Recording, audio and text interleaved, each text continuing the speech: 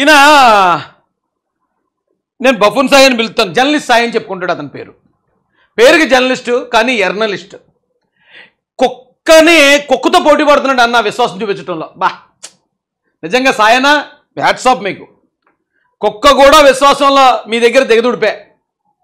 ఎందుకు చెప్తున్నాను ఇదంటే, నిన్న సార్ ఒక వీడియో పెట్టాడు.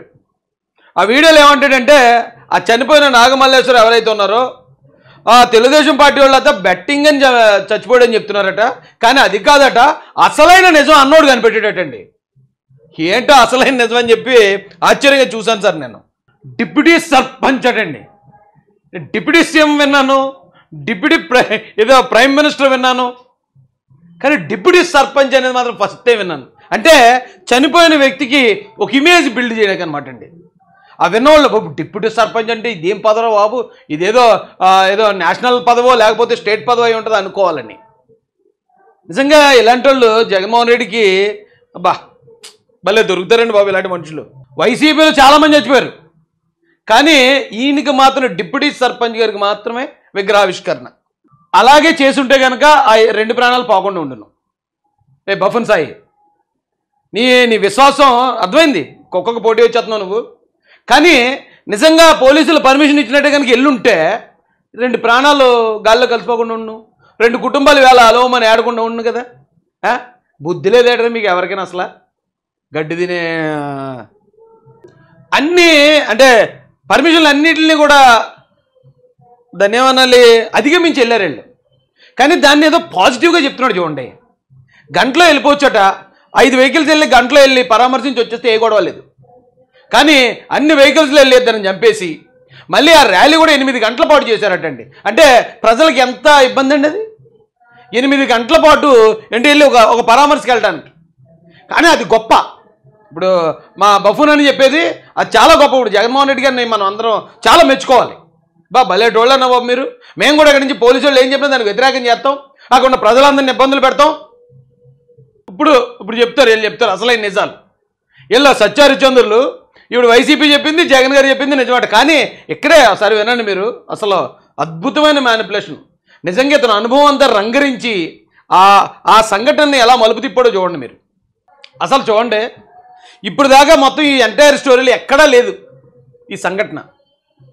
ఏంటంటే తెలుగుదేశం వాళ్ళు అటండి ఇంటి మీదకి వచ్చేసి వాళ్ళ మహిళలు చూస్తుండగా ఇంటి మీద రాళ్ళు వేసి మూత్రం పోసారటండి. అంటే ఆ మాట వింటే జనాలందరికీ ఇప్పుడు సెంటిమెంట్ రేజ్ అవుతుంది. అయ్యి బాబా నిజమే, మరి అలా చేయకూడదు కదా. తెలుగుదేశం వాళ్ళు అంత నీచంగా ప్రవర్తించారా అంటే వాళ్ళ మీద, తెలుగుదేశం పార్టీ మీద, కార్యకర్తల మీద ఎంత అసహ్యం నింపాలో అంత అసహ్యం నింపడానికి ఈడి బోడి ఆ ఎక్స్పీరియన్స్ అంతా ఉపయోగించాడండి. నిజానికి ఆ మాట ఆ కుటుంబ సభ్యులే చెప్పలేదు. రే సాయి, ఆ కుటుంబ సభ్యులే ఇదిగో మా ఇంటి మీదకి ఇలాగ వచ్చి ఇలా చేశారు, మహిళలు ఉన్నప్పుడు ఇలాగా అసభ్యకరంగా ప్రవర్తించారనేది వాళ్ళే చెప్పలేదురా బాబు. రే ఎందుకంటే నేను విశ్వాసంలో పోటీ పడిపోతున్నాడు కుక్కకి. జగన్మోహన్ రెడ్డి గారికి నిజంగా ఇలాంటి వాళ్ళు దొరకటం అద్భుతం అండి. అసలు ఆ ఒరిజినల్ వీడియో మీకు వాళ్ళ నాన్నగారు ఏం మాట్లాడారు ఆ రోజు, ఇది సంవత్సరం క్రితం ఆయన చనిపోయినప్పుడుది. ఒకవేళ నిజంగా అలాంటిది జరిగితే మరి ఖచ్చితంగా వాళ్ళ నాన్నగారు చెప్తారు కదండి, ఇలా వచ్చారు మా ఇంటి మీద దాడికి వచ్చారు వాళ్ళు ఇలా చేశారని చెప్తారు కదా. సంవత్సరం క్రితం వీడియో ఇది. నాగమల్లేశ్వరరావు గారిని ఎవరు దాడి చేయలేదు, ఆయన ఎవరు కొట్టలేదు, ఆయన ఎవరో చంపాలనుకోలేదు, ఇంట్లో ఉన్న మహిళలతో ఎవరో అసభ్యకరంగా ప్రవర్తించలేదు, రాళ్ళు వేశారట అని ఈయన చెప్తున్నాడు. వేశారో లేదో కూడా ఎవరికి తెలియదు. కానీ ఈ బఫూన్ సాయి గారు చూసారా, రాళ్ళు వేశారట, రాళ్ళు వేశారంటే మళ్ళీ అందరికి కోపం రాదు కదా, అందుకని మూత్రం పోసారట. అలాగన్నా కూడా కోపం రాకపోతే ఆ ఇంట్లో మహిళల్ని ఏదో చేశారట, లేకపోతే అక్కడ ఉన్న ఒక పసిపిల్లని ఇంకోటి ఏదో చేశారట. ఇలాంటివి కూడా క్రియేట్ చేస్తాడు. ఏం బతుకు సాయి ఇది. వాళ్ళ ఇంట్లో తండ్రి చెప్పలేదన్నమాట, ఆ ఇంట్లో ఉన్న ఆడపిల్లలు చెప్పలేదన్నమాట. అలాంటి మాటలు క్రియేట్ చేయడానికి అసలు కడుపుగా అన్నం తినేవాడు ఎవడని చేయగలుగుతాడు అలాగా. అక్కడ మహిళల దగ్గర మూత్రం పోసారట, అందుకనట ఇక్కడ ఇబ్బంది పడిపోయి అతను నేను అవమానం భరించలేకపోతున్నాను చచ్చిపోయాడు అని చెప్తున్నాడు వీడు. ఇప్పుడు క్రియేట్ చేసి సంవత్సరం తర్వాత బాబా అలాంటి వాళ్ళు ఉన్నారండి బాబు వీళ్ళు. ఈ బొక్కల కహానీలు ఏం చెప్పుకో సాయి. పాలిటిక్స్లో ఉన్నవాడు ఎవ్వడో కూడా ఇలాంటి వాటికి బెదరడం. ఇంటి మీదకి వచ్చి రాళ్ళు వేశారనో, లేకపోతే నువ్వు ఊరు లేచి పారిపోమన్నారనో, లేకపోతే నేను కాల్చి పారేస్తావు, అలాంటివి 100 సార్లు చెప్తారు. ఎవడు భయపడ్డావు? వాటికి భయపడి ఎవడు సూసైడ్ చేసుకోడు. 30-40 కోట్ల ఆస్తిపరుడు అని నువ్వే చెప్తున్నావు కదా, వాటికి భయపడిపోయి 30-40 కోట్ల ఆస్తిపరుడు ఆత్మహత్య చేసుకుంటాడా? నువ్వు చెప్పే మాటలకు నీకే పొంతం లేదు సాయి. ఎంత ఎత్తున్నారు ఎట్రా బాబు నీకు? ఎంత ఎత్తున్నారు? ఎంత దారుణం కక్కెత్తున్నావు? ఇలాంటి దరిద్రులు ఉన్నారండి, తెలుసుకోండి. చూడండి ఒకసారి ఆయన ఏమంటున్నాడో. ఆయనకి అంటే హైకోర్టు చిన్న జలక్ ఇచ్చిందండి హర్ష్ కుమార్ గారికి. హైకోర్టుకి ఎవరు పడితే వాళ్ళు వెళ్ళిపోయి దాని మీద ఎంక్వైరీ చేయండి, దీని మీద సిబిఐ ఎంక్వైరీ చేయండి, దాని మీద జ్యుడిషియల్ ఎంక్వైరీ చేయండి అని పిల్లలు వేసేస్తున్నారు. ఖాళీగా ఉన్నారు కదా అని వేస్తుంటే సెరగెక్కిపోయినట్టుంది హైకోర్టు కూడా. సెరగెక్కిపోయి జడ్జి గారు ఎవరు అన్నారంటే ఆయన కూడా మంచి టైమింగ్ ఉన్న జడ్జి గారు అయి ఉంటారు. సరే తప్పకుండా చేద్దాం హర్ష్ కుమార్ గారు, మీరు ఏం చెప్తే అది చేద్దాం. ముందు మీరు పని చేయండి, ఒక 5 లక్షలు డిపాజిట్ కట్టండి కోర్టుకి. మీకు క్లియర్గా మీకు తెలుసు కదా అది మర్డర్ అని. కాబట్టి మీకు అంత నమ్మకం ఉంటే ఒక 5 లక్షలు డిపాజిట్ కట్టండి, వేద్దాం అన్నాడు. వెంటనే అన్నకి మబ్బిడిపోయింది. ఇదే రా, నేనేదో ఆడావిడి చేద్దాం, లేకపోతే ఈ క్రిస్టియన్స్ని రెచ్చగొడదాం, ఏదో రాజకీయంగా ఉపయోగించుకుందాం అంటే ఇదేంటి జడ్జి గారు 5 లక్షలు అడుగుతున్నారు నన్ను. ఈ 5 లక్షలు కడితే ఎలాగా పోద్ది, ఎందుకంటే అది హత్య కాదు, అది యాక్సిడెంటే, సాక్ష్యాలన్నీ గవర్నమెంట్ సమర్పించేస్తుంది. నేనేదో జస్ట్ షో టైం చేద్దాం, షో ఆఫ్ చేద్దాం అనుకుంటే షో ఆఫ్గా 5 లక్షలు అడుగుతున్నారు ఏంటని చెప్పి అన్నకి చిన్నగా మెడకబడింది. అయితే ఆయన వచ్చాడు మీడియా ముందుకి.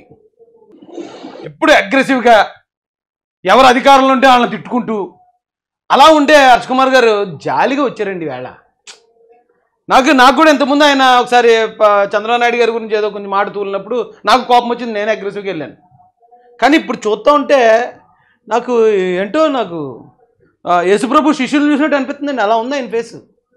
అరే ఎంత ప్లెయిన్గా, ఎంత శాంతి సమాధానంతో అన్న మళ్ళీ క్రిస్టియన్ లాంగ్వేజ్ మాట్లాడుతున్నాడండి. అరే ఎంత మార్పు! ప్రవీణ్ గారు యాక్సిడెంటు ఈయనలో ఎంత మార్పు తీసుకొచ్చిందంటే ప్రైజ్ ద లార్డ్. ఈయన మొన్న దహించు అగ్ని అనే ఒక సంస్థ ఉందండి అక్కడ, ఆ చర్చ్ ఓపెనింగ్కి వెళ్ళి ఇంకా డైలాగ్ అలా ఆయనకి మనసులో తిరుగుతున్నట్టుంది, దహించు అగ్నినట్టండి. హర్ష్ కుమార్ గారు జనం మర్చిపోవడం కాదండి, వాళ్ళ ఫ్యామిలీ కూడా కొద్దిగా మర్చిపోతారండి. ఎందుకంటే మరుపు మానవ సహజం. అలా మర్చిపోకపోతే మనం అక్కడే ఉండిపోతే ముందుకు వెళ్ళలేం.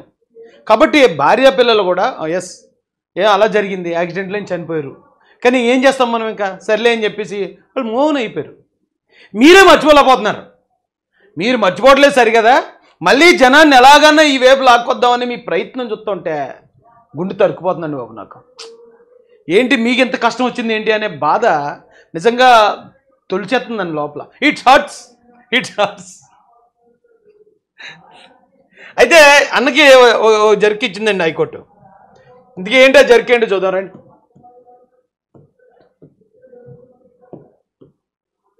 ఇప్పుడు గవర్నమెంట్ అనుకోండి, లేదు ఎన్డీఏ గవర్నమెంట్, బీజేపీ ఉంది, చంద్రబాబు నాయుడు గారు, పవన్ కళ్యాణ్ గారు సనాతనం అన్నారు కాబట్టి ఈ గవర్నమెంట్ తప్పుదారి పట్టి చేస్తుంది, అది ఇదని పొలమని చెప్పేవారు. మరి ఇప్పుడు హైకోర్టును కూడా అంటారా? మరి అలాగా హైకోర్టు కూడా అదే చేస్తుంది అంటారా? ఎవరన్నా ఇవ్వండి స్టేట్మెంట్. ఈ గవర్నమెంట్ మీద ఇచ్చినంత ఈజీగా ఉండదు హైకోర్టు మీద ఇస్తేనే. ఏమండి, పాస్టర్ ప్రవీణ్ హత్యకు గురయ్యారనేందుకు ఆధారాలు ఉన్నాయా? ఇప్పుడు హర్ష్ కుమార్ గారు వెళ్ళారు, జ్యుడిషియల్ ఎంక్వైరీ చేసేయండి, రీపోస్ట్ మార్టం చేసేయండి, మళ్ళీ ఇచ్చేసేయండి, అన్ని చేసేయండి, సింపులే కదా మాట కదండి. అడిగేశారు రాసేసి, బాబు అన్నిటికీ ఆధారాలు ఉన్నాయా అని అడిగారట ఫస్ట్. దాంతోపాటు మాజీ ఎంపీ హర్ష్ కుమార్ని ప్రశ్నించిన హైకోర్టు. మద్యం దుకాణం వద్ద ప్రవీణ్ ఉన్నట్లు, వాహనం నడిపినట్లు ఆధారాలు ఉన్నాయని వ్యాఖ్య. 5 లక్షలు జమ చేయాలని ఆదేశం. మద్యం దుకాణం దగ్గర ఆయన ఉన్నాడు, ఆయన ఫోన్పే నుంచి వెళ్ళింది, ఆయన సీసీ కెమెరాలో పడ్డాడు. తాగి డ్రైవ్ చేయడం అనేది డేంజరస్ కాంబినేషను, యాక్సిడెంట్ అవడానికి అవకాశం ఉంది. కాదంటారా? ఇది హత్య అంటారా? ఒక 5 లక్షలు డిపాజిట్ చేయండి, ఎంక్వైరీ చేద్దాం అన్నారట. పాస్టర్ ప్రవీణ్ పగడాల హత్యకు గురయ్యారనేందుకు మీ దగ్గర ఆధారాలు ఉన్నాయా అని మాజీ ఎంపీ హర్ష్ కుమార్ను హైకోర్టు సూటిగా ప్రశ్నించింది.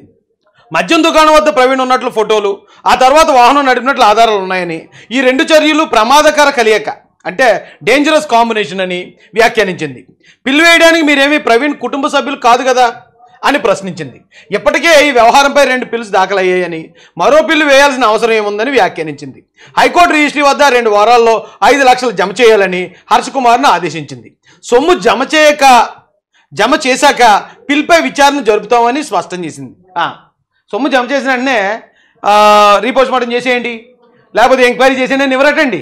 అప్పుడు దాని మీద విచారణ చేస్తారట. విచారణ అంతా జరిగాక అప్పుడు విచారణకు ఆదేశించాలా లేదా, లేదా రీపోస్ట్ మార్టం ఇవ్వాలా లేదా అనేది ఆలోచించుకుని ఒకవేళ వద్దు అనిపిస్తే వద్దు అంటారు. ఈ 5 లక్షలు అంఫట్ గవర్నమెంట్ ఖాతాలోకి వెళ్ళి పేద ప్రజలకు ఉపయోగపడతాయి. మంచి పనే అది కూడా. ఏమండి, దీన్ని విచారణ జరుగుతుందని స్పష్టం చేసింది. గతంలో దాఖలైన వ్యాజ్యాలతో దీన్ని జత చేయాలని రిజిస్ట్రీని ఆదేశించింది. హైకోర్టు ప్రధాన న్యాయమూర్తి జస్టిస్ ధీరజ్ సింగ్ ఠాకూర్, జస్టిస్ చేమలపాటి రవితో కూడిన ధర్మాసనం బుధవారం ఈ మేరకు ఉత్తర్వులు ఇచ్చింది. పాస్టర్ ప్రవీణ్ పగడాల మృతిపై హైకోర్టు జడ్జితో విచారణ జరిపించేలా రాష్ట్ర ప్రభుత్వాన్ని ఆదేశించాలంటూ మాజీ ఎంపీ హర్ష్ కుమార్ పిల్ దాఖలు చేశారు. న్యాయవాది బి బాల వాదనలు వినిపిస్తూ వాస్తవాలు వెలుగులోకి రావాలంటే మృతదేహానికి రీపోస్ట్ మార్టం నిర్వహించేలా ఆదేశించాలన్నారు. ధర్మాసనం స్పందిస్తూ హైకోర్టు రిజిస్ట్రీ వద్ద 5 లక్షలు మళ్ళీ అదే రాశారు. అయితే మరి అప్పట్లో చాలా పెద్ద పెద్ద డైలాగులు చెప్పాడండి ఈయన.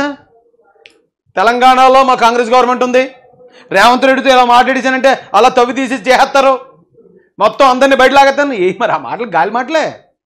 అరే రే రే, ఇంత పెద్ద సీనియర్ నాయకులు అయి ఉండి మీరు అలా గాలి మాటలు మాట్లాడటమే కాకుండా మళ్ళీ ఇలా దొరికేస్తే క్రెడిబిలిటీ పోతుంది కదండి.